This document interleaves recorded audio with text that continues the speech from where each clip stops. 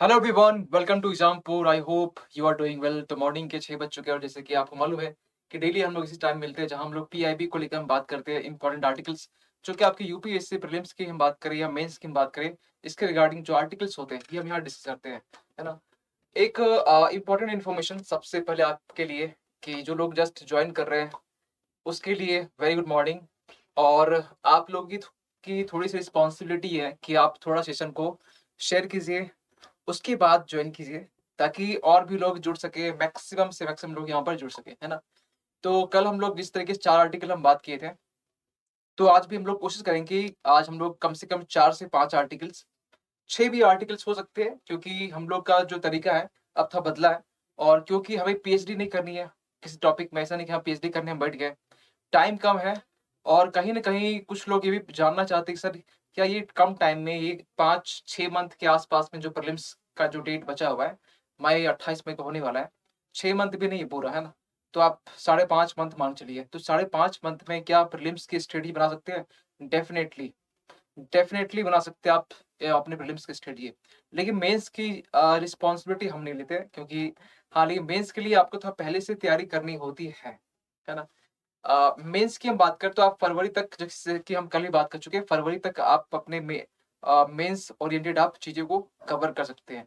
लेकिन फरवरी के बाद भूल के भी आप मेंस की तरफ ना देखें क्योंकि वो ये वो टाइम होगा फरवरी के बाद में जिस टाइम में कहीं न कहीं आपका फुल फ़ोकस प्रीलिम्स में होना चाहिए, है ना? तो चलिए स्टार्ट करते हैं। और अपने साथ में नोटबुक और पेन लेके बैठ जाइए ताकि आपके नोट्स भी बन बन सके साथ में।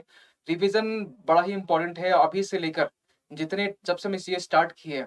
अब ये भी एक इश्यू आ रहा है कि सर ये बताइए कि पिछले जो पीआईबी हम लोग नहीं किए हैं, आप तो अभी 1 ही मंथ से कुछ स्टार्ट हुआ ये, तो पहले वाला क्या करें? पहले की पीआईबी छोड़ दें? नहीं, बिल्कुल भी नहीं। इसके लिए आपके सामने हम लेके आ रहे हैं, यानी कि जो पहले क्विज़ के फॉर्म में नहीं, बिल्कुल थ्योरी के फॉर्म में। और पीएचडी भी नहीं आपको करवाएँगे नहीं, क्योंकि आपको पीएचडी आप ऑलरेडी आप बाद में कर लीजिएगा।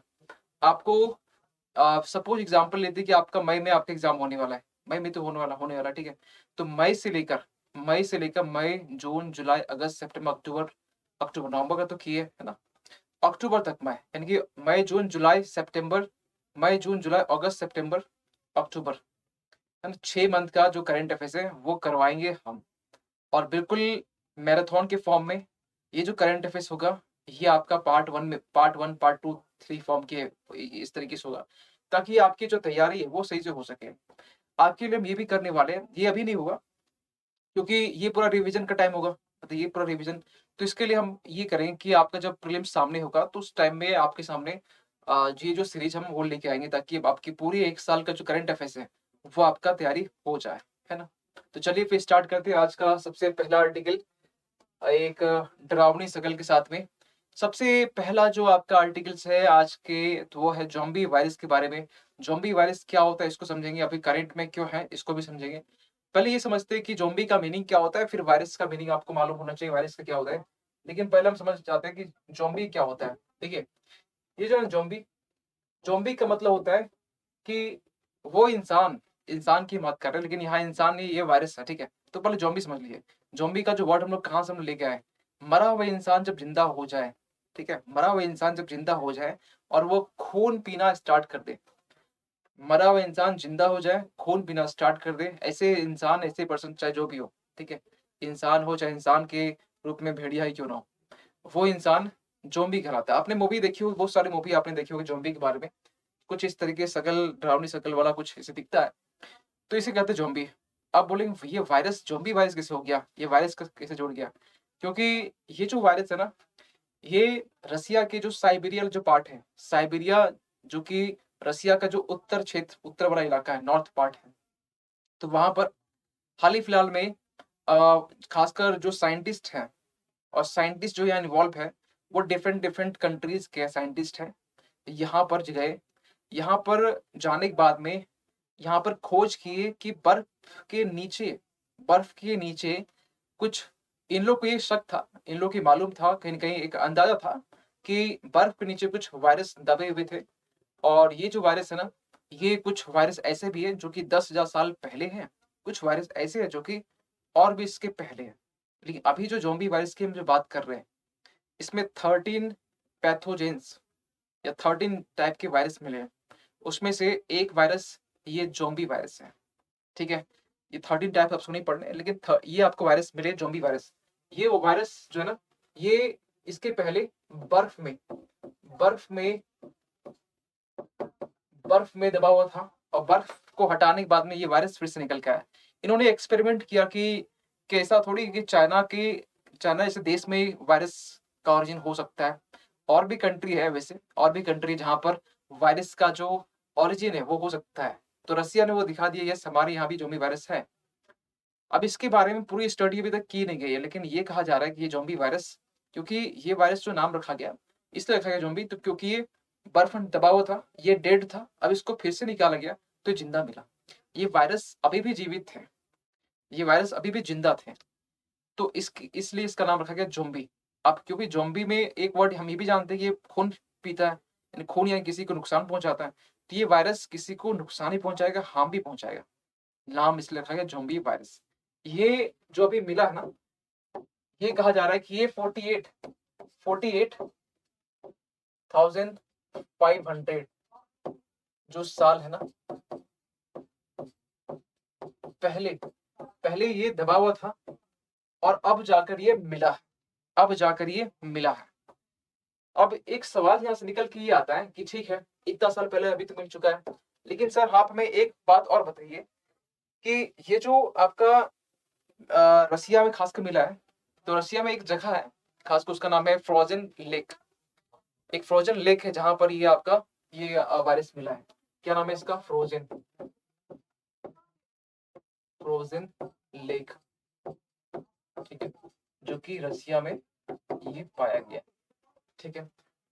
एक वर्ड यहाँ पर हम जानते हैं कि खासकर देखिए, ये वायरस मिलना अभी तक ये कहा जा रहा है कि अनुमान ये लगाया जा रहा है कि कोविड-19 जिस तरीके से दुनिया के हर एक कोने-कोने पर ये अपना एक इम्पैक्ट, अपना एक प्रभाव छोड़ा है, उसी तरीके से जो ज़ॉम्बी वायरस है, इसके बारे में जहाँ तक स्टडी हो सका है, थोड़ी बहुत, पूरा नहीं हुआ है, जब ये अभी होगा पूरा, तो इसके बारे में फिर कुछ आर्टिकल्स आएँगे, कि अभी इसके बारे में ये कहा जा रहा है कि ये वायरस बहुत ही खतरनाक है, वैसे-वैसे कुछ आएगा, ठीक है? वो बाद में बात करेंगे।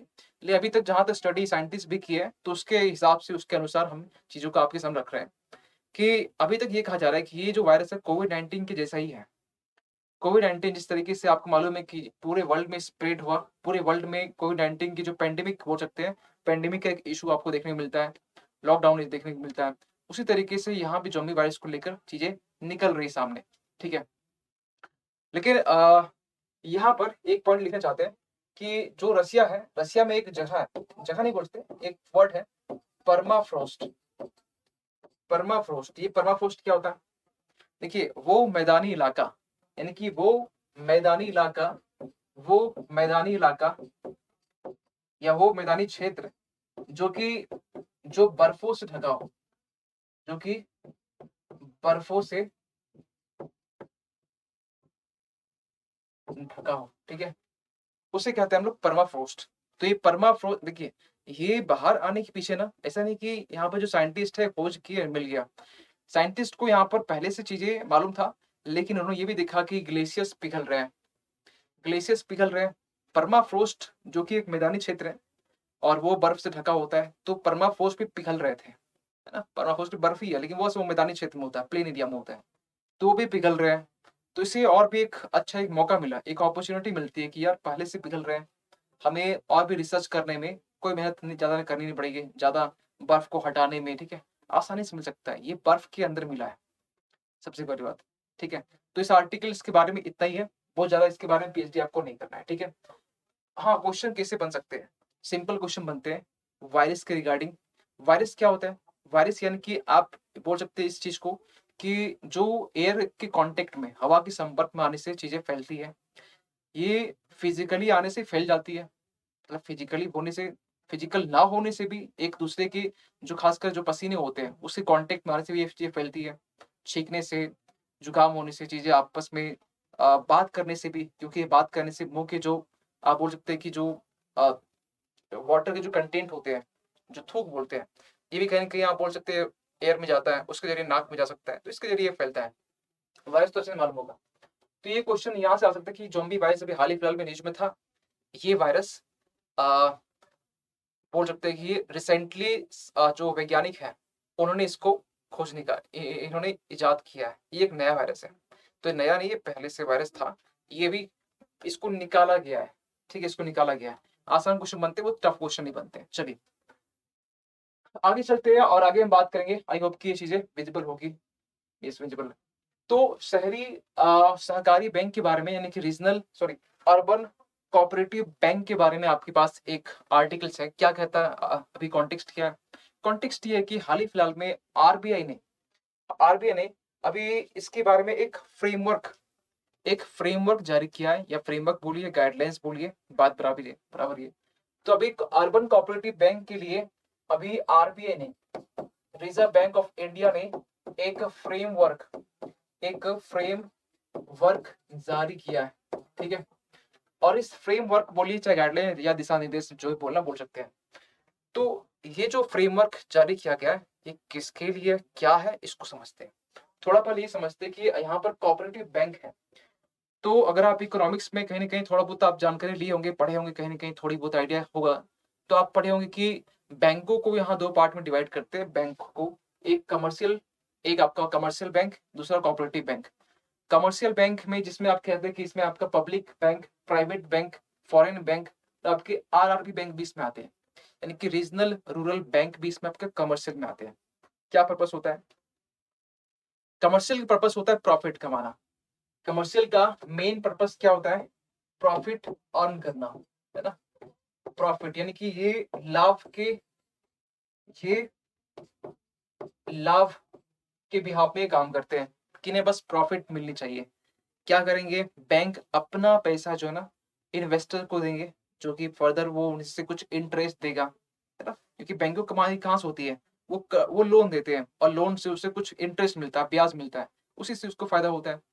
तो ये कमर्शियल बैंक लाभ के लिए काम करते हैं। लेकिन ये जो कोऑपरेटिव बैंक है, दूसरा जो कोऑपरेटिव बैंक है, इसमें आपके urban cooperative bank, state cooperative bank और रूरल कोऑपरेटिव बैंक, फिर आपका सेंट्रल कोऑपरेटिव बैंक और पीएससीएस, ये आपके कोऑपरेटिव बैंक है। कोऑपरेटिव बैंक का जो है ना, इसका मकसद ही और होता है। इसका मकसद ये होता है कि एक नाम है कि कोऑपरेटिव, सहयोग या सहकारी बोल सकते हैं। मतलब ये कोऑपरेट करना चाहते हैं। ये काम करते हैं विकास के फील्ड में। विकास, ठीक है? ये विकास के लिए काम करते हैं। ये विकास के लिए काम करते हैं। फॉर एग्जाम्पल, कोऑपरेटिव में कहीं न कहीं आप इकोनॉमिक्स पढ़े होंगे, तो ये भी आप पढ़े होंगे, तो हम इकोनॉमिक्स पर ले जाते हैं क्योंकि इकोनॉमिक्स की बड़ी अच्छी पकड़ है।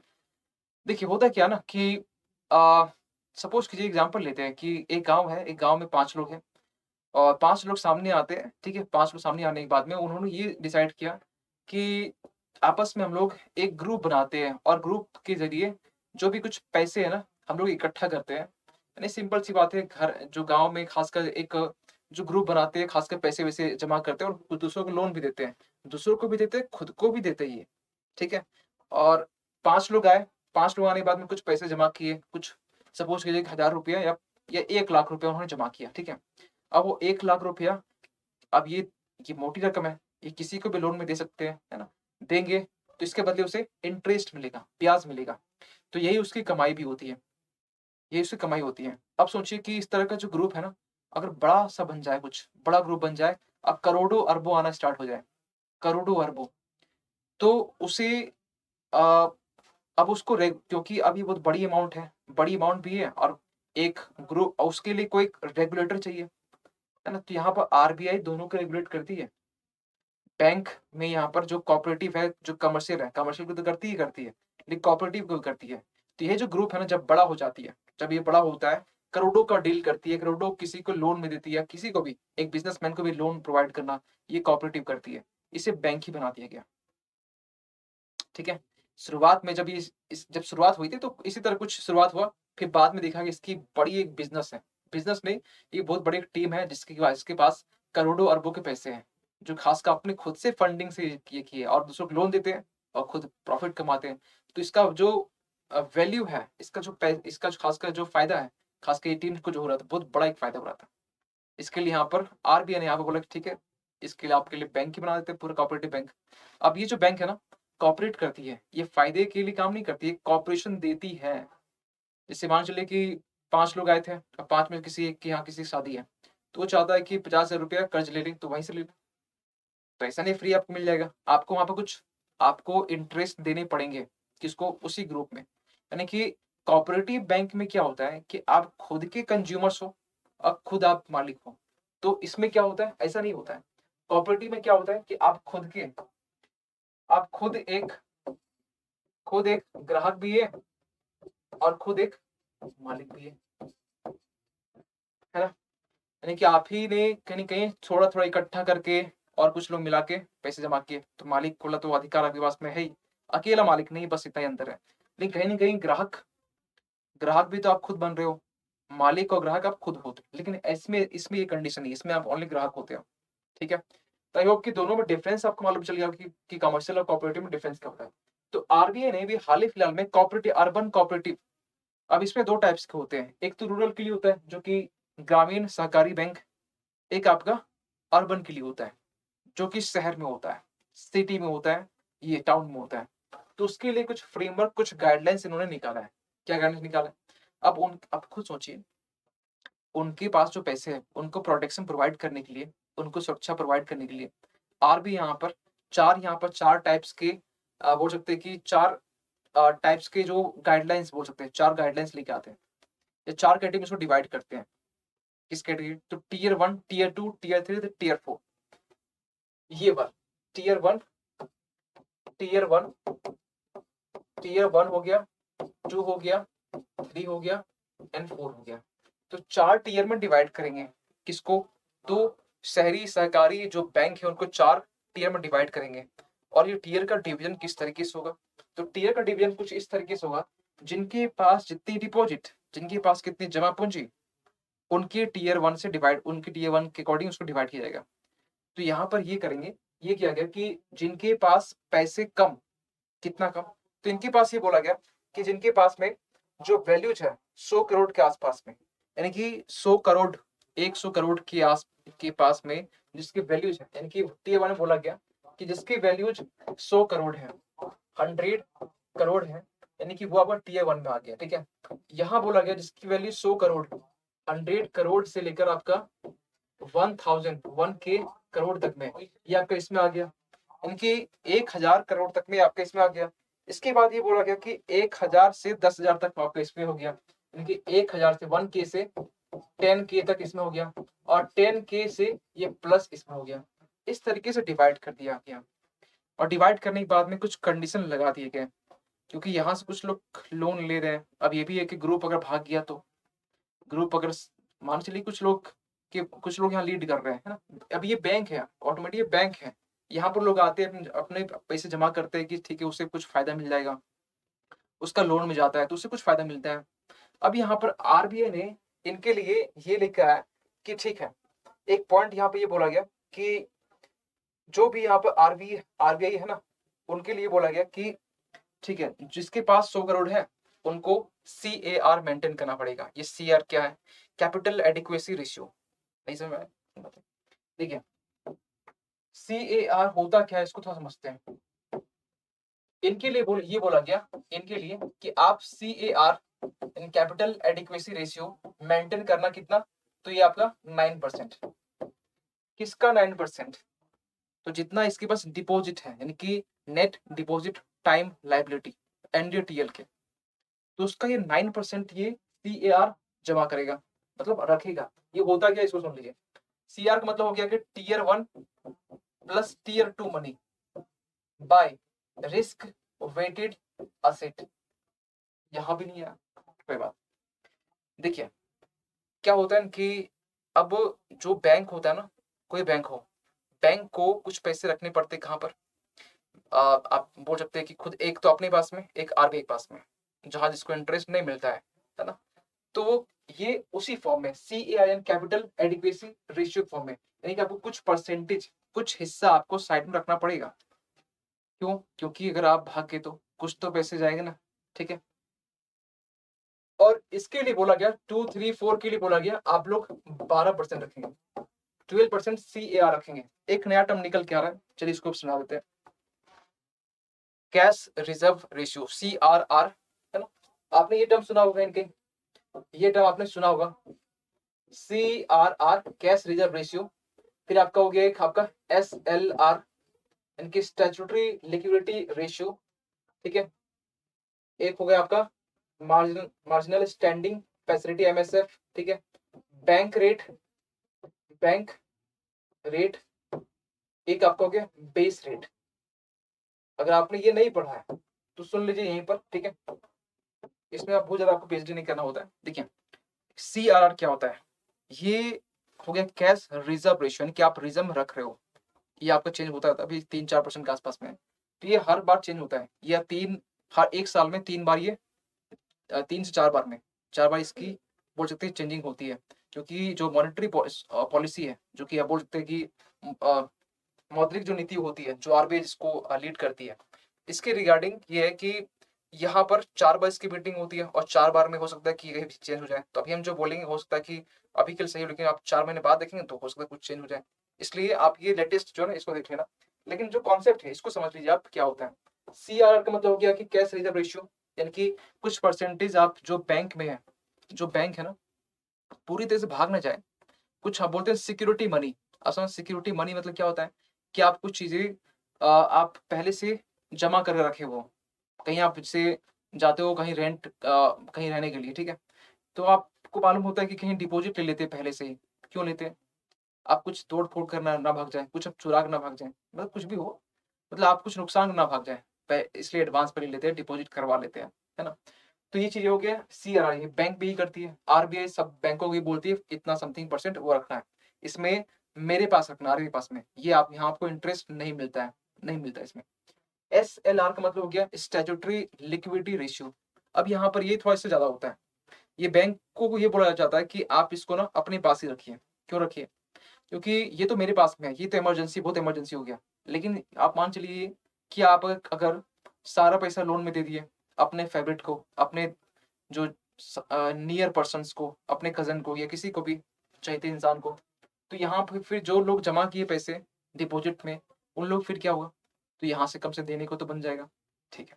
यानी कि SLR भी क्या है? एक रिज़र्व ही है, जो कि बैंकों के पास में होता है। CRR ये RBI के पास में होता है, SLR बैंक के पास में होता है। ये इस दोनों में बैंकों को इंटरेस्ट रेट नहीं मिलता है, इंटरेस्ट यानी ब्याज नहीं मिलता है, ठीक है। MSF का मतलब क्या हुआ? Marginal standing facility. क्या इसका मतलब हुआ?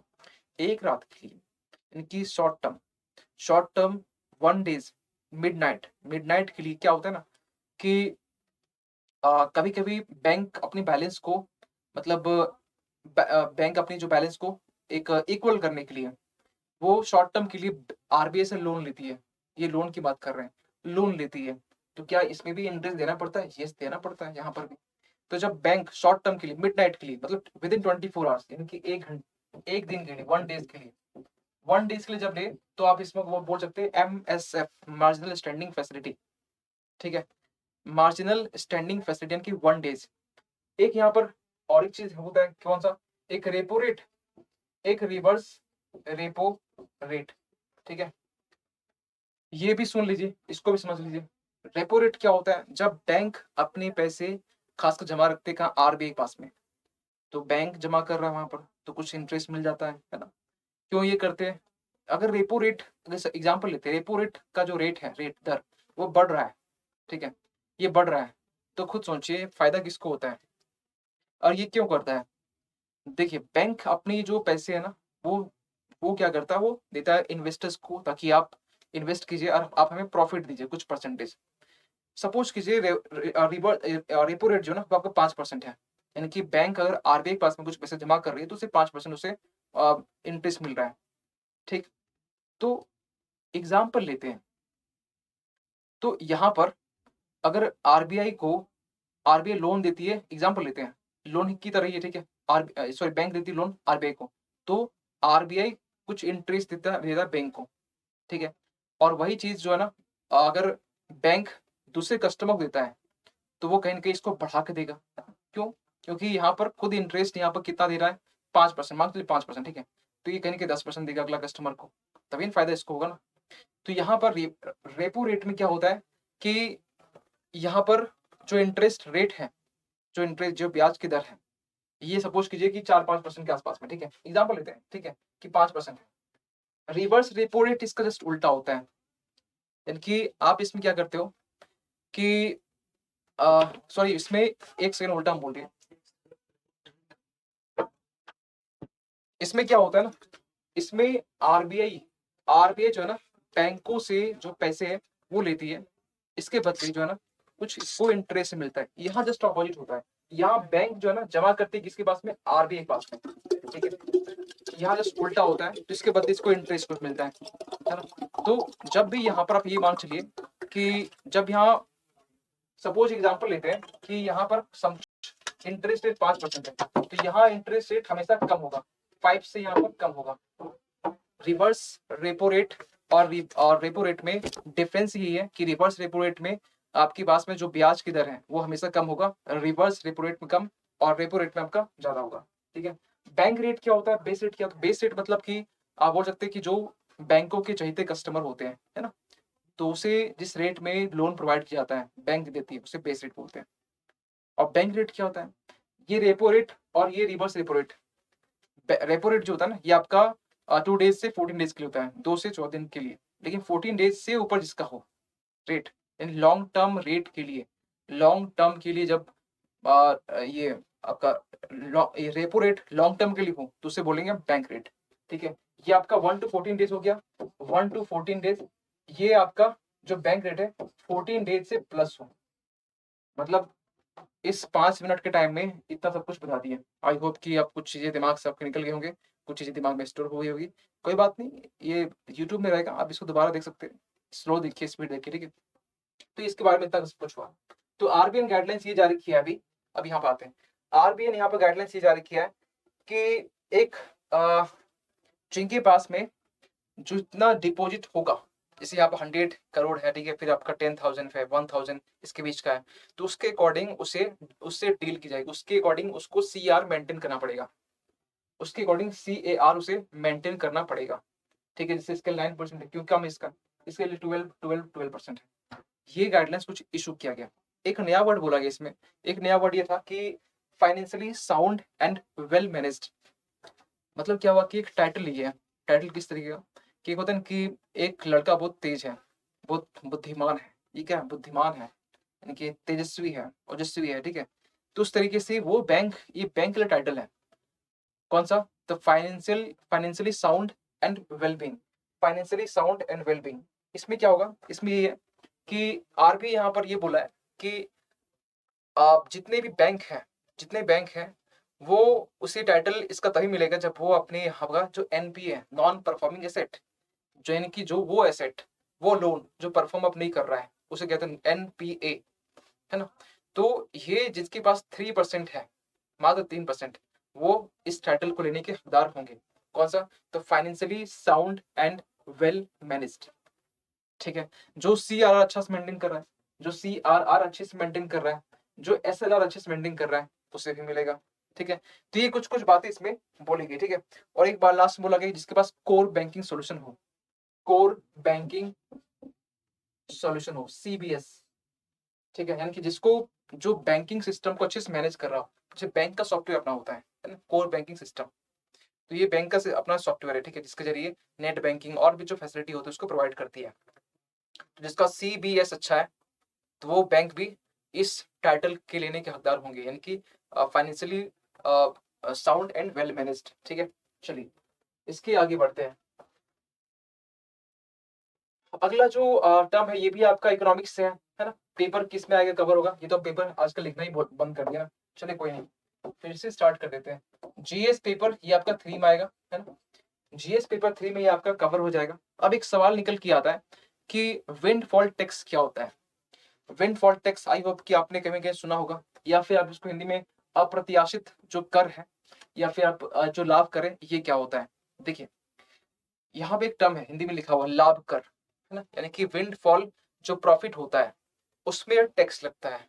क्या होता है इसको एग्जांपल से समझते हैं, फिर आते हैं कि रियल में हुआ क्या। अगर मान के चलिए कि आप एक समोसे की दुकान आप खोले हुए है ना, आप खोले हुए हो, आपका ठीक ठाक चल रहा है, मतलब चल रहा है बस, है ना। अचानक कभी ऐसा दिन अभी आता है, अचानक आपके ऊपर, मतलब ऊपर वाले की कृपा होती है और आप आपका जो डेली का जो सेलिंग था वो कम से कम हो रहा था, सपोज़ कीजिए कि ₹1000 पहले। अब क्या हुआ कि डेली का सेलिंग जो है ना, ये आपका स्टार्ट हो गया ₹1,00,000। ₹1,00,000 आप बेच रहे समोसा, यानी कि कहाँ 1000 और कहाँ 1,00,000। अचानक छप्पड़ फाड़ के आपको प्रॉफ़िट हो रहा है इसमें, तो सरकार की नज़र यहाँ पड़ जाती है। सरकार ये कहती है कि भैया आपको अचानक छप्पड़ फाड़ के आपको चीज़ें प्रॉफ़िट हो रही है, हमें भी कुछ मिलना चाहिए। सरकार आपसे आ जाती है कि अपना मेरा भी हफ़्ता दो, मेरा भी हिस्सा दो। तो यहाँ पर आप मना नहीं करते हैं। आप अगर मना भी करते हैं तो आप बोलेंगे भई किस बात की? तो सरकार बोलती है आपको इतना फ़ायदा हुआ है। तो आप बोलेंगे अरे ये वही फ़ायदा तो मेरा फ़ायदा है ना। हम खुद से मेहनत किए, समोसे बनाए हैं, बेले हैं, आलू का चोखा सब कुछ बना-वना के डाले हैं, ठीक है। सरकार फिर बोलेगी ठीक है, ये जो है ना, ये हम आपसे टैक्स ले रहे हैं। बोले टैक्स कौन-सा भैया टैक्स? ये विंडफॉल टैक्स है। ये अप्रत्याशित जो लाभ कर ये वो टैक्स है।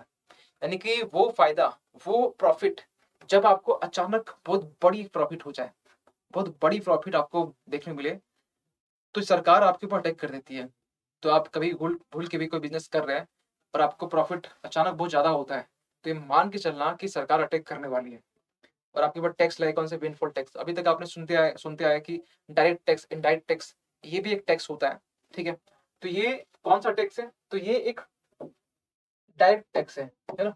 ये एक डायरेक्ट टैक्स है। विंडफॉल टैक्स एक डायरेक्ट जो कर बोलते हैं टैक्स, ठीक है? डायरेक्ट टैक्स ये है, ठीक है? अब डायरेक्ट टैक्स में क्या होता है? डायरेक्ट टैक्स में यहाँ पर कि जिसके ऊपर जो टैक्स इम्पोज़ हुआ है, वही टैक्स को देगा। अब इस जीएसटी में क्या होता है? जीएसटी एक इनडायरेक्ट टैक्स है। उसमें जिसके ऊपर टैक्स लगा है, वो नहीं देता है। सपोज़ कीजिए आप रेस्टोरेंट गए खाने के लिए, आपसे जीएसटी के नाम पे आपसे रेस्टोरेंट वाला जो है, वो टैक्स तो ले लेता है ना? लेकिन वो जीएसटी का जो रेस्टोरेंट का जो मालिक है, उस होटल का जो मालिक है, वो देता है टैक्स सरकार को। तो यहाँ टैक्स किसके ऊपर लगा? उस होटल वाले के ऊपर लगा, उस होटल वाले के जो खाना भेज रहा है उसके ऊपर लगा। अब उस होटल वाले रेस्टोरेंट जो है, वो सरकार को दे रहा है। लेकिन टैक्स वसूला किससे? आपसे, है ना? आप खाना खाया तो आपसे वसूला। तो जीएसटी में या इनडायरेक्ट टैक्स में जिसके ऊपर इंसिडेंस, यानी कि आप कह सकते हैं इसको एक अच्छे टर्म में कि जिसके ऊपर जस्ट अ सेकंड, जिसके ऊपर इंसिडेंस होता है, यानी कि जिसके ऊपर टैक्स लगता है, उसी के ऊपर इम्पैक्ट भी होता है। यानी इंसिडेंस और इम्पैक्ट। डायरेक्ट टैक्स में 2 टर्म याद कीजिएगा कि इसमें इंसिडेंस और इम्पैक्ट दोनों साथ में होता है। कौन-सा? तो incidence plus impact, incidence plus impact दोनों साथ में यहाँ होता है। ठीक है? ये तो 2 पॉइंट क्लियर होगा।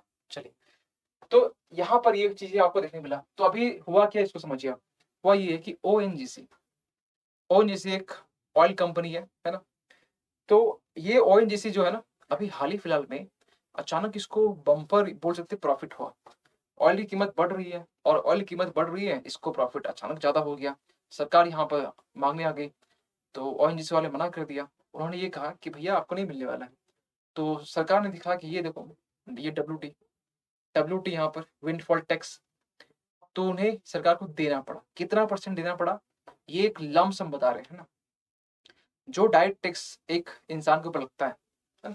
या एक कंपनी के ऊपर, उस डायरेक्ट टैक्स से थोड़ा ज़्यादा। तो क्या हम ये कह दें कि जो प्रॉफिट है उसके ऊपर, यस, जो प्रॉफिट है उसके ऊपर। तो क्या हम जो डायरेक्ट टैक्स हम जो देते हैं हर साल जो देते हैं, क्या वो उससे इसी से मिक्स है? नहीं भैया। ये यहाँ पर एक ट्रिकी चीज़ें बन जाती है कि ये जो डायरेक्ट टैक्स है ना, ये विंडफॉल टैक्स, ये आपके जो सामान्य कर, जो सामान्य जो आपके डायरेक्ट जो टैक्स जो देते हैं, है ना, हर साल, इससे ये आपका इससे ये आपका अलग है। इससे ये आपका अलग है। यानी कि ये प्रॉफिट अलग से, इसका डील अलग से। आप साल भर में जो टैक्स देते हैं, सबसे ज़्यादा टैक्स कौन देता है? एक्टर्स लोग ही देते हैं। यानी कि वो छोड़ के आप जो प्रॉफिट कमाए उसमें हम टैक्स लेंगे। ये बात कर रहा है यहाँ पर। तो यहाँ पर ये चीज़ें हो गई। अब एक सवाल निकल के ये आ रहा है कि विंडफॉल टैक्स के कुछ बेनिफिट्स कुछ हैं? यस, बेनिफिट्स कुछ हैं क्या? कि अब सोचिए कि सरकार ले रही है तो सरकार का जो रेवेन्यू है, सरकार का जो राजस्व है वो तो बढ़ेगा ना, बूस्ट गवर्नमेंट रेवेन्यूज। सेकेंड में कि provide public service and other benefits to the citizens. अब अगर सरकार को कुछ रेवेन्यू आ रहा है तो सरकार उसको एक्सपेंडिचर करेगी, कुछ राजस्व आ रहा है तो कुछ सरकार खर्च भी करेगी। किसके लिए? पब्लिक के लिए। तो पब्लिक की का ही फायदा है, मतलब ऐसे पकड़ी वैसे पकड़ी पब्लिक का ही फायदा हो रहा है, ठीक है। Windfall gains can repair interest bearing consumers. देखिए इसमें जो भी जो कंज्यूमर्स है ना, इसमें ये बोला गया कि जो सामान्य जो डायरेक्ट टैक्स है इससे ये आपका हटके है। ऐसा नहीं कि आपके कंज्यूमर्स इसी में इंक्लूड है, ये आपके इससे हटके है। Invest windfall profits in gold deposits. देखिए अगर आप विंडफुल जो आपका प्रॉफिट हुआ है, ठीक है, ये आप गोल्ड के डिपॉजिट में, सोने की डिपॉजिट में आप इससे कन्वर्ट कर सकते हैं, ये भी ऑप्शन है यहाँ पर। तो ये फायदे कुछ कुछ है जो कि मेंस में से क्वेश्चन नहीं बनते वैसे, ठीक है, शॉर्ट फायदा बनते, ये प्रीलिम्स में क्वेश्चन बनते हैं। प्रीलिम्स में क्वेश्चन इस तरीके से बन जाते हैं और उसके बिहाफ में यहाँ जितना इन्फॉर्मेशन है आपके लिए इतना काफी है। एक टाइप का टैक्स ही बस, छोटा सा टैक्स, बहुत बड़ा एक चैप्टर है उसमें से छोटा एक, बस ये हुआ एक पार्ट, ठीक है। आगे बढ़ते हैं क्योंकि आज हम लोग बहुत बड़ा एक माइलस्टोन अचीव करना, आज हम ये सोच रहे हैं कि कम से कम 4-5 ना 5-6 आर्टिकल्स आज कंप्लीट कर ले, आज पूरा जो भी आर्टिकल्स लेके आए सो आज कंप्लीट करवा रहे हैं, ठीक है। चलिए देख लेते कितना है। 1 है, 2 है, 3 है, 4, 5, 5 है और सोच रहे कि इसको 5 में से कम से 4 कर दे क्योंकि हम 3-4 कर चुके हैं, है ना। देख लेते कितना कर चुके हैं। 1, 2, 3, 3 कर चुके हैं ना, 3। चलिए आते हैं आप नेक्स्ट वाले में, यानी कि केंद्र योजना का पुनर्गणना, यानी कि रिकैलिब्रेट ऑफ सेंट्रल स्कीम्स। क्या होता है? अभी हाल ही फिलहाल में ये हुआ है कि एक गवर्नमेंट पैनल बनाया गया, एक सरकारी एक पैनल बनाया गया, जिसमें से ये बोला गया कि अभी सरकार की तरफ से जो भी स्कीम्स चल रही है, यानी कि सेंट्रल सेक्टर स्कीम्स और central sponsored scheme, central sector scheme जो कि 450 450 के आसपास में है और सेंट्रल स्पॉन्सर्ड स्कीम जो कि 50 के आसपास में है। तो सरकार ने एक पैनल बनाया, उन्होंने ये बोला है कि ऐसे बहुत सारे ऐसे स्कीम्स हैं जहां पर हमें एक्स्ट्रा खर्च हो रहे हैं। ऐसे बहुत सारे स्कीम्स हैं, सेंट्रल सेक्टर या स्पॉन्सर दोनों मिला के बोल रहे हैं, जहां पर खर्च बेवजह की जा रही है, जिसका कोई सेंस ही नहीं है, डबल डबल स्कीम चली जा रही है। तो फिर जो पैनल जो बैठाया गया था उसके जब उसको बोला गया तो उन्होंने बोला कि सर किस तरीके का, तो सरकार ने एक डेमो दिया। सरकार ने डेमो से दिखाया कि किस तरीके का ये दिखाया। तो सरकार ने डेमो कुछ इस तरीके से दिया कि एक इसके लिए जो बोल सकते हैं कि सरकारी सरकारी एक पैनल बनाया गया। अब इस सरकारी पैनल जो बनाया गया ना, सरकार ने यहाँ पर ये सफाई दी कि भैया हमारे पास में ना कोविड-19 के टाइम में प्रधानमंत्री एक अन एक सॉरी गरीब कल्याण अन्न योजना, प्रधानमंत्री गरीब कल्याण अन्न योजना ये स्टार्ट हुआ था, ठीक है। यानी कि पीएम गरीब कल्याण अन्न योजना ये स्टार्ट हुआ था। और इसे जब स्टार्ट किया गया तो बोला गया 3 मंथ के लिए जो भी है, जो भी लॉकडाउन में जो फंसे हुए या फिर जो भी हर एक जो बीपीएल कैटेगरी में आते हैं, जो अपना नाम रजिस्टर करवाते हैं, तो उनके लिए यहाँ पर जो फ्री की 5 केजी जो राइस है, व्हीट है, ये प्रोवाइड की जाएगी। तो यहाँ पर 5 केजी जो है ना, इसमें फ्री के और पर पर्सन था 5 केजी। आपने सुना भी होगा कि कोविड-19 टाइम में ये चीजें स्टार्ट हुई थी। 3 मंथ के लिए बोला गया, लेकिन इसे बाद में एक्सटेंड करके इसे कर दिया गया नवंबर 2020 तक में। ये पहले में स्टार्ट हुआ 3 मंथ के लिए, 3 महीने के लिए, है ना। और बाद में इसे नवंबर 2020 तक इसे एक्सटेंड कर दिया गया। नवंबर 2020 तक में ये लगा सरकार को कि अब ये बंद कर देना चाहिए, लेकिन कोविड-19 का सेकेंड वेव आता है और सेकेंड वेव में फिर ये एक्सटेंड हो जाता है और ये सिलसिला शुरू होता है, मतलब ये कंटिन्यू चलता है। कब तक? तो इसे बोला गया कि दिसंबर 2022, ये वही मंथ है जब सरकार अभी पहुंच चुकी है। अब सरकार फिर से दुविधा में कि यार ये स्टार्ट तो बहुत पहले हुआ था, first wave second wave free दे रहे हैं। तो पैनल वालों ने ये पूछा कि इसमें गलती, इसमें दिक्कत क्या है। तो उन्होंने ये दिक्कत दिखाया कि हमारे पास पहले से एक तो हमारे पास नेशनल फूड सिक्योरिटी एक्ट चल रहा है। एक हमारे पास पहले से सरकार ने ये बोला कि मेरे पास में है पहले से कुछ चीजें प्रोग्राम चल रही है। कौन सा? तो national food security act, full form लिख लेंगे, यहाँ शॉर्ट में लिखे नेशनल फूड सिक्योरिटी एक्ट, जो कि 2013 में आया था। तो इसमें ये बोला गया कि हम लोग इसके जरिए के राशन कार्ड जो आप अवेलेबल करते होंगे, उसके जरिए कहीं 1 से 2 रुपए में आपको राइस मिल जाता है, नमक मिल जाता है फ्री का, ठीक है, कुछ कहीं कहीं दालें मिल जाती है। तो एनएफएस के जरिए कहीं ना कहीं आपको बहुत सस्ते, बहुत एक चीप प्राइस में आपको 2 kg पर रुपीज जो चावल मिल जाते हैं, व्हीट मिल जाते हैं, बाकी जो ग्रोसरी के आइटम कुछ मिल जाते हैं कहीं पे, ये मिलते हैं। ये भी चल रहा है। और ये भी सरकार आपको हर एक पर्सन के लिए 5-5 केजी जो अनाज है वो दे रही है। अभी तक दे रही है, हाँ अभी तक दे रही है। आप बोले सर ये तो हमें लगा कि उसी टाइम स्टार्ट हुआ था खत्म हो गया। ये आज तक चलता आ रहा है, कहीं कहीं चल रहा है, कुछ लोग इसको लेना छोड़ दिए क्योंकि उसमें लॉकडाउन था, सबको नीड हो रहा था, है ना। तो अभी भी ये चल रहा है और दिसंबर का यही टाइम है जब यहाँ एक पैनल को बैठाया गया और ये बोला जा रहा है क्या इसके लिए जो एक्सपेंडिचर, जो खर्च है, या कम करना चाहिए। क्योंकि यहाँ पर सरकार एक हर एक हाउस होल्ड को अगर दे रही है, हर एक नहीं बोल सकते, जो बीपीएल कैटेगरी के जो नीचे में है, बिलो पॉवर्टी लाइन जो बीपीएल हम बोल रहे हैं, तो उसके लिए अगर सरकार दे रही है तो सरकार का तो एक्स्ट्रा ही खर्च है ना, क्योंकि सरकार ऑलरेडी यहाँ पर दे रही है। नेशनल फूड सिक्योरिटी एक्ट के जरिए सरकार ऑलरेडी यहाँ पर 2 रुपीज पर केजी राइस दे रही है, वेट दे रही है यहाँ पर, ठीक है। तो सरकार के यहाँ जो खर्च वो डबल हो रहा है। अनाज के लिए यहाँ पर एक योजना है, एक इधर भी एक छोटा प्रोग्राम है जो आज तक ये चल रहा है। तो इसी के लिए एक पैनल को बिठाया गया है, एक सरकारी पैनल है, और इस पैनल के जरिए यहाँ पर ये पूछा गया कि आप ये बोलिए, इसे स्टार्ट करना होगा, मतलब कंटिन्यू करें या छोड़ दें, या इस पे रहे, इसे तो बंद नहीं करेंगे, क्योंकि ये एक बहुत बड़ी प्रोग्राम है, ठीक है, बहुत बड़ा है। राशन कार्ड जो आपके पास अभी होता है ना, तो वो एनएफएसए के जरिए होता है। इसमें आप पीडीएस सिस्टम के जरिए आप जो ग्रेन्स है उसको अवेल करते हैं, यानी कि पब्लिक डिस्ट्रीब्यूशन सिस्टम के लिए, ठीक है। तो वही आपका एनएफएसए यही है। तो ये आपका ये पैनल को बैठाया गया। अब एक सवाल ना ये दिमाग में आपके आया होगा कि क्या जितने भी स्कीम्स है उसके लिए, कि यही स्कीम्स के लिए। तो सरकार ने बोला ये भैया एक डेमो था, ये एक डेमो आपको दिखाया गया कि प्रधानमंत्री गरीब कल्याण योजना के तहत में ये स्टार्ट किए थे कोविड-19 टाइम में। ये एक डेमो था। आप ऐसे जितने भी स्कीम्स हैं, जितने भी यहाँ प्रोग्राम्स हैं, जितने भी सेंट्रल सेक्टर स्कीम्स हैं या फिर सेंट्रल स्पॉन्सर्ड स्कीम्स हैं, सबको खंगालिए और देखिए कहाँ-कहाँ पर जो डुप्लीकेशंस हो रहा है। डुप्लीकेशंस मतलब क्या हुआ कि कहाँ-कहाँ पर एक ही तरह की स्कीम्स लगातार चल रही है। जैसे किसान के लिए बहुत सारी स्कीम्स हैं, मर्ज कर दिया 3, फार्म्स लॉस ले आया गया, ठीक है, हटा भी लिया गया। तो उसी तरीके से महिलाओं के लिए, है ना, प्रधानमंत्री मातृ वंदना योजना जो प्रेग्नेंट वुमेन है उसके लिए अब एक ही स्कीम है उसके लिए, है ना।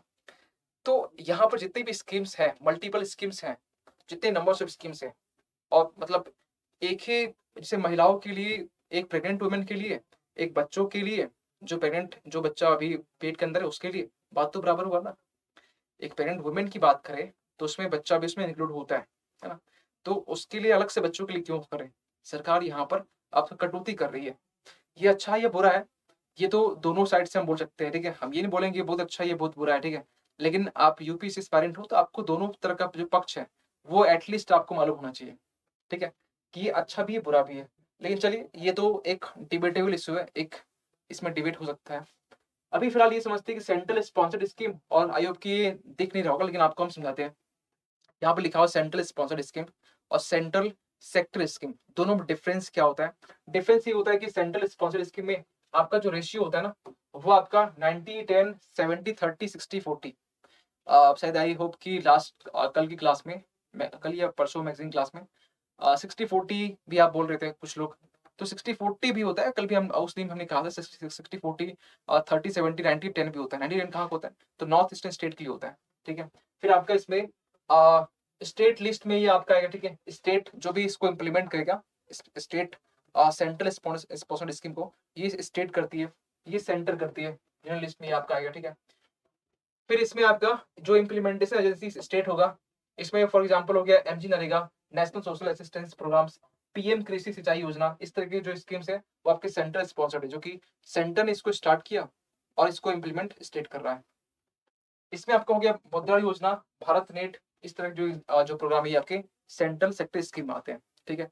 तो इस स्कीम के बारे में ऑलमोस्ट इतना रहा। आई होप कि आप इसको एक बार स्क्रीनशॉट ले लेंगे, बहुत ज्यादा नहीं है, और बात बात में बहुत कम टाइम में इतना एक क्वालिटी कंटेंट आपको एक प्रोवाइड कर देते हैं। और आपको इतना ही पढ़ना होता है रियल मायने में ना, मतलब क्या कि एक सच्चाई बताएं छोटा सा, रियलिटी है कि हमें यहाँ पर 50 मिनट या 1 घंटे के आसपास में क्लास लेनी होती है। अब उसके अकॉर्डिंग यहाँ हमें उस कंटेंट को हमें खींचने से अच्छा है कि आपको उस टाइम में अच्छा कंटेंट प्रोवाइड कर दें। और ये ऑलमोस्ट ये सच्चाई है, ये सच्चाई है कि एक कंटेंट को अगर हम चाहेंगे, एक कंटेंट को, एक टॉपिक को, इसको हम 2 घंटे भी कर सकते हैं। 2 टॉपिक को 1 घंटे भी हम कर सकते हैं और हम 5 टॉपिक, 6 टॉपिक को 50 मिनट निपटा भी सकते हैं। ये भी हम कर सकते हैं। और हमें मालूम है कि जो यूपीएससी की डिमांड क्या होती है? यूपीएससी की रियल डिमांड ये होती है कि आपको पीएचडी नहीं करना है। अगर पीएचडी करना होता तो बहुत लोग 6-6 महीने में तैयारी किए, निकाल लिए। भले अच्छा रैंक नहीं लाए, निकाल तो लिए। 200 रैंक भी लाए, 200 या 100 रैंक लाए, तो क्या बुराई उसमें? ठीक है? तो पीएचडी आपको नहीं करना है, कम पढ़ना होता है, कम quality quality study, quality content, बस ये चाहिए होता है। करंट अफेयर्स के नाम पे जो हम लोग एक डर करना होती है, वाह! Current affairs, current affairs. एक करंट अफेयर्स क्लास काफ़ी है, एक करें। आप हम ये कहते हैं कि आप कोई भी एक अच्छा करंट अफेयर्स क्लास जहाँ पर कम टाइम में एक अच्छा कवरेज होता है, उसको पकड़िए। आप ये नहीं बोले मेरा ही पकड़ लीजिए, ये भी कर सकते हैं, लेकिन आपके पास ऑप्शन बहुत सारे होते हैं। ठीक है? क्योंकि हम नहीं ऐसा नहीं बोलेंगे कि आप मेरे पास ही पढ़ लो, फिर ये जो एथिक्स के अगेंस्ट हो जाएगा, है ना? क्योंकि एथिक्स की भी फैकल्टी हमें, तो एथिक्स के खिलाफ ही हो जाएगा। तो यूपी पीसीएस के जो चैनल है उसमें एथिक्स की क्लास हम कभी-कभी लेते हैं। अभी रेगुलर हम नहीं ले रहे, लेकिन वहाँ पर रेगुलर स्टार्ट की जाएगी बहुत जल्द।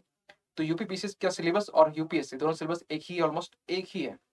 तो वहाँ हम लोग एथिक्स पढ़ेंगे और बिल्कुल अपने अंदाज से, मज़ा आने वाला आपको।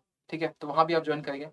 तो वो आप चैनल को सब्सक्राइब कर लीजिए ताकि वहाँ मेरे इवेंट चलते हैं, तो वो आपको कहीं न कहीं टाइम पर मालूम चल सके। ठीक है?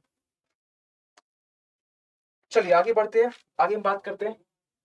अगला आर्टिकल ये आपका है ब्लैक होल के बारे में। क्या हुआ ना, 2022 के शुरुआत में एक जेट ऑफ एक लाइट, यानी कि एक लाइट की जो रे बोल सकते हैं, है ना? एक जेट ऑफ ब्राइटर लाइट या जेट ऑफ, आप बोल सकते हैं कि एक लाइट था जो कि बहुत ब्राइटर, बहुत चमकीला था और इतना चमकीला था कि ये कहा जा रहा था कि इसी साल की शुरुआत में कि सन से ये आपका मल्टीपल टाइम्स, ये आपका डबल बोल सकते हैं, ये आपका तेज था। यानी कितना टाइम्स? तो इसमें बोला गया कि 1000 जो गुना है, सन की रोशनी से 1000 गुना ये ज़्यादा ब्राइटर था, चमकीला था। ऐसे कुछ जेट ऑफ लाइट वो आपको देखने मिलता है। लेकिन साइंटिस्ट इसके पीछे लग गए, या भैया ये जो लाइट है ये कहाँ से निकला है भई? कहाँ से निकला है? कहाँ से निकला है? कहाँ से खत्म हुआ है? इसके पीछे लगे। अभी फिलहाल साइंटिस्ट के हाथ में कुछ चीज़ें हाथ में लगी है कि ये कहाँ से निकला है। अब साइंटिस्ट ये बोल रहे हैं कि वो जो जेट ऑफ जो लाइट था, जो कि बहुत ज़्यादा चमकीला था, ये आपका ब्लैक होल से निकला हुआ है। ये आपका ब्लैक होल से निकला हुआ है। ये जो ब्लैक होल आप जो देख पा रहे होंगे, ये ब्लैक होल, ठीक है? यहाँ यहाँ से निकला हुआ है। तो अभी अगर आपको थोड़ा बहुत याद होगा कि जब हम मॉर्निंग को 7 बजे जब हम क्लास लेते थे, डेली न्यूज़ एनालिसिस 7 बजे जो अभी आज़ाद से ले रहे हैं, तो उस टाइम में जब हम लाइव लेते थे, ठीक है? लेकिन कुछ पॉलिटिक्स हो गया बहुत ज़्यादा, कोई बात नहीं, उस हम उसको डिस्कस नहीं करेंगे यहाँ पर। तो उस टाइम में हमने ये टॉपिक डिस्कस की थी और वही वो टाइम था, मई का महीना था, मई के आस-पास में। तो 8-9 दिन, 10 दिन के आस-पास में 2 वीक क्लास हम ली थी उसमें 7 बजे। तो फिर हमें लगा कि छोटा-सा बालक दूर हटते, राजनीति से दूर हटते, तो हम फिर वहाँ से दूर हटना भी सही समझे। तो फिलहाल अभी हम 6 बजे हैं, कोई डिस्टर्बेंस नहीं, है ना? तो चलिए कोई नहीं। तो वहाँ पर हम एक टर्म डिस्कस किए थे, सिगिटेरियस ए। सिगिटेरियस जो ए है ना, ये ब्लैक होल का नाम है और उस समय जो नासा के जो सैटेलाइट हैं, वो सैटेलाइट ब्लैक होल की जो तस्वीरें हैं, वो भेजा था कि ब्लैक होल की तस्वीरें किस तरीके से होती है। तो कुछ दिखाई है, कुछ हँसता हुआ, कुछ रोता हुआ, कुछ इस तरह दिखाया गया था। तो इमेज वो भेजा गया था सिगिटेरियस ए के नाम से। अभी वहाँ लिख देंगे, ठीक है? सुन लीजिए पहले। तो अभी यहाँ पर साइंटिस्ट को ये मिला है कि ये जो लाइट, जो जेट लाइट थी, ये आपका ब्लैक होल से निकल के आया था। ब्लैक होल से लाइट निकल के आ रही थी। ये चीज़ें पूरी एक कॉन्टेक्स्ट है, ये खबर है। आपके लिए इम्पोर्टेंट क्या है? एक तो पहली बात ये है कि अभी यहाँ से क्वेश्चंस, बेसिक से क्वेश्चन बन सकते हैं आपके ब्लैक ब्लैक होल के रिगार्डिंग, कि ब्लैक होल का फॉर्मेशन होता कैसे? थोड़ा इमेज से समझते हैं। ब्लैक होल के लिए हम लोग ये जानते हैं, देखिए, पहले एक स्टेलर नेबुला यहाँ पर है, स्टेल नेबुला। और ये जो स्टेल नेबुला है, यानी कि गैसेस फॉर्म में, ये गैस के फॉर्म में होता है। ये गैस के फॉर्म, फिर ये आपका सॉलिडिफिकेशन होता है, ये सॉलिड बनना स्टार्ट होता है, ठीक है? सॉलिड बनने के दौरान में ये आपका एक मैसिव स्टार बनता है पहले, ठीक है? और यहाँ पर 2 स्टेज बनती है। 2 स्टेज मतलब एक आपका हो गया एक मैसिव स्टार, एक आपका एवरेज मास स्टार। एक छोटा, एक एक छोटा, एक बड़ा। अब ये किस तरह की छोटा बड़ा होता है इसको आगे देख लेते हैं। फिर यही जो मैसिव स्टार है ये बड़ा होता है। गैस पहले कंप्रेस हुआ, फिर ये क्योंकि ये मूव भी कर रहा है बड़ा हुआ, ठीक है, बड़ा हुआ एक रेड सुपर जाइंट, ये सनी है, ठीक है, स्टार एक सनी होता है, ठीक है, सन। तो यहाँ पर ये सुपर जाइंट के फॉर्म बनता है। फिर सुपर नोवा बनता है, यानी कि सन की एक उम्र होती है और सन की उम्र के बाद में सन ब्लास्ट करता है ना, ये ब्लास्ट होता है, ये बोल सकते हैं इसको डिस्ट्रॉय होता है। तो जो सुपरनोवा है, सुपरनोवा एक तारा ही है जो कि ब्लास्ट होती है, जो कि बोल सकते हैं एक एक्सप्लोजन होता है, एक्सप्लोड होता है वो चीज है, ठीक है। तो यहाँ बोलता है और उस एक्सप्लोजन में यहाँ पर दो चीजें बनती है, कौन सी, एक न्यूट्रॉन स्टार, एक आपका ब्लैक होल, ठीक है। तो ब्लैक होल बनने की जो प्रक्रिया है ये आपका एक नेबुला स्टार, स्टार से ही होती है। स्टार जब डेड होता है, स्टार जब मर जाता है, सूरज जब, स्टार बोलिए सन बोलिए, जब मरता है तो ये आपका कंडीशन होता है सुपरनोवा। सुपरनोवा होता है वो ब्लास्ट करता है, ठीक है, डेथ वाला कंडीशन में। उसके बाद में ये ब्लैक होल बनता है। लेकिन ऊपर फिर क्या है सर, ऊपर में ये है कि हमने ये कहा कि दो तरीके से ये होता है, एक तो मैसिव स्टार, एक आपका एवरेज, यानी कि एक कम भार वाला, एक कम कंप्रेस। तो ये जो है ना ये छोटा स्टार, तो जो छोटा साइज में होता है, अब वैसे ये छोटा बड़ा कैसे मालूम करेंगे, इसके लिए एक नंबर है, कौन सा, तो चंद्रशेखर लिमिट, जो चंद्रशेखर जो लिमिट है ना, चंद्रशेखर, चंद्रशेखर सर से याद आ गया ना, चंद्रशेखर जो लिमिट है कितना है, 1.44। ये 1.44 क्या है, जिस सन की जो साइज है ना, जिस सन की जो आकार है वो सन से अगर डेढ़ गुना मान सकते हैं, 1.4 डेढ़ गुना मान, ठीक है, तो डेढ़ गुना हो तो वो आपका ब्लैक होल बनाएगा। यानी कि ये अब इंडिया का जो सॉरी जो हमारा मिल्की वे गैलेक्सी है, जो हमारी गैलेक्सी मिल्की वे गैलेक्सी है, तो उसका जो ब्लैक होल है ये आपका, उसका नाम सिगिटेरियस ए है, ठीक है, यानी कि सिगिटेरियस ए, यानी सिगे ए और स्टार करके है, ठीक है, इस तरीके से लिखा जाता है। तो सिगिटेरियस ए आपका मिल्की वे गैलेक्सी का ब्लैक होल है। ये क्या है, तो मिल्की वे जो गैलेक्सी है इसका ये क्या है, ये आपका है, इसका ब्लैक होल है, ठीक है, ये ब्लैक होल है, ठीक है, ठीक। अब यहाँ पर थोड़ा आते हैं, इसमें जो है ना, जो छोटे तारे होते हैं, जो छोटा तारा होता है, छोटा तारा आगे रेड जाइंट होता है, इनके वो लाल होता है। फिर ये आगे चलकर, क्योंकि अब इसका डेथ, जब ये छोटा तारा, जब ये इसकी जब डेथ होती है, जब मृत्यु होता है, तो पहले प्लेनेटरी नेबुला बनता है, ठीक है। इसमें क्या बना था, सुपरनोवा, यानी कि इसमें क्या बन रहा था, प्लेनेटरी नेबुला।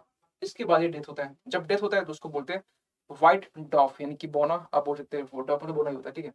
तो ये वाला जो ऊपर जो छोटा बना, यहाँ ब्लैक होल नहीं बनता है। ब्लैक होल कहाँ बनता है, यानी कि ये मैसिव स्टार, ठीक है, तो मैसिव स्टार से आपका बनता है। और इसमें लिमिट बोल दिया गया कि सन से इसकी जो साइज जो बड़ी हो, डेढ़ गुना, ज्यादा डेढ़ गुना, ठीक है। तो ये आपका पॉइंट इसमें हो गया। अभी पूरी कॉन्टेक्स्ट क्या है इसको हम समझ चुके हैं, आगे चलते हैं। अगला जो है ना ये आपका है वासिनार अरेंजमेंट के बारे में। टाइम थोड़ा देख लेते हैं क्योंकि टाइम, अगला जो फैकल्टी है ना वो भी खड़े रहते हैं, टाइम तो ऑलमोस्ट हो गया है, कोई बात नहीं। वासिनार अरेंजमेंट ये आपकी आईआर का टॉपिक है, ये बहुत ही इंपॉर्टेंट है और इसको भी समझिए। वासिनार अरेंजमेंट हो गया, ऑस्ट्रेलिया जो ग्रुप हो गया, फिर एनएसजी ग्रुप हो गया, है ना, एमटीसीआर हो गया, मिसाइल आपका टेक्नोलॉजी कंट्रोल रेजिम हो गया। ये भी हमें समझना है, क्योंकि एक ही चीज यहाँ पर, तो अभी कॉन्टेक्स्ट ये था, इसमें शॉर्ट में बोलते हैं, कॉन्टेक्स्ट ये था कि इंडिया को भी प्रेसिडेंसी मिली है, इंडिया भी इसको लीड करेगा 1 साल के लिए, 1 जनवरी से 2023। इनकी इंडिया के हाथ में बहुत बहुत एक अच्छी अपॉर्चुनिटी है। आप देखेंगे कि यूएनएससी की जो अभी सीट है दिसंबर में इंडिया को मिला। फिर आपका G20 की प्रेसिडेंसी इंडिया को मिल गया। अब अगले साल G20, अभी 1 जनवरी से इसकी भी चेयरमैनशिप मिल जाएगी, प्रेसिडेंसी, कितनी अच्छी बात है, ठीक है। तो इसको हम लोग कल करेंगे, ठीक है, इस टॉपिक को हम लोग कल करने वाले। अभी 1 2 3, कल थोड़ा फास्ट चलेंगे, कल हम लोग बिल्कुल फास्ट चलने वाले हैं। तो कल यानी कल की जो क्लास होगी, आप लोग जितना नोट्स बना, जितना हम लिख रहे हैं इतना ही नोट्स आपके लिए काफी है। कुछ कुछ बोलते हैं ना तो उसको लिख लीजिएगा जहाँ आपको लगे, लेकिन आपका नोट्स बहुत ज्यादा बड़ा नहीं होना चाहिए। आपके एक पन्ने की तरह होता है ना, एक पन्ना, वो एक पन्ने बस इतना ही, क्योंकि आपको 360 दिन के नोट्स बनाने हैं, तो याद भी करने हैं, है ना, याद भी करने हैं। इसके लिए बिल्कुल पीएचडी नहीं करना है, तो हम ये फोकस करें कि आपकी पीएचडी ना हो, आप यूपीएससी के लिए आप तैयार हो बस, ठीक है। तो ये रहा समग्र का, इसके रिगार्डिंग आपको मालूम होना चाहिए। अभी डिस्काउंट जो है ना 50% का डिस्काउंट चल रहा है, और ये रहा आपका एप्लीकेशन जो कि आप इसको डाउनलोड कर सकते हैं प्ले स्टोर से। और यहाँ पर चीज़ें आपको मिल जाती है। जब इसको डाउनलोड करते हैं तो आपको एक इंटरफ़ेस एक आपको बोल सकते हैं यहाँ पे जो जितने फीचर्स हैं इसको आप एक्सप्लोर कर सकते हैं किस तरीके से। तो यहाँ पर आप देखें कि अनलिमिटेड क्विज़ एंड प्रैक्टिसेस है, ठीक है? फिर यहाँ पर आपको free previous year solve question paper मिल जाते हैं। ऑल इंडिया स्कॉलरशिप टेस्ट यहाँ मिल जाते हैं। Free PDFs, structure paid courses, jobs alert यहाँ आपको मिल जाते हैं, ठीक है? फिर भी कुछ डाउट्स हो कि कुछ क्वेरीज हो, इसके लिए आप इस नंबर पे कॉल कर सकते हैं। जो हमारी टीम है, हमारी जो टीम है वो आपसे कांटेक्ट कर लेगी। और इस नंबर पे आप व्हाट्सएप भी कर सकते हैं, ठीक है? कभी कॉल नहीं लगता तो, ताकि अपने डाउट्स को भी लेकर सकें। और क्लास कैसा लगा, अच्छा बुरा, गुड फीडबैक, बैड फीडबैक आप इसके रिगार्डिंग दे सकते हैं। क्योंकि फीडबैक इसलिए बोलते हैं क्योंकि ये फीडबैक मेरे लिए मोटिवेशन काम करती है ना? तो इसके लिए आप फीडबैक जरूर दें, क्लास कैसा लगा, अच्छा लगा, बुरा लगा, ठीक है? तो चलिए मिलते हैं अगली क्लास में, तब तक के लिए थैंक यू सो मच।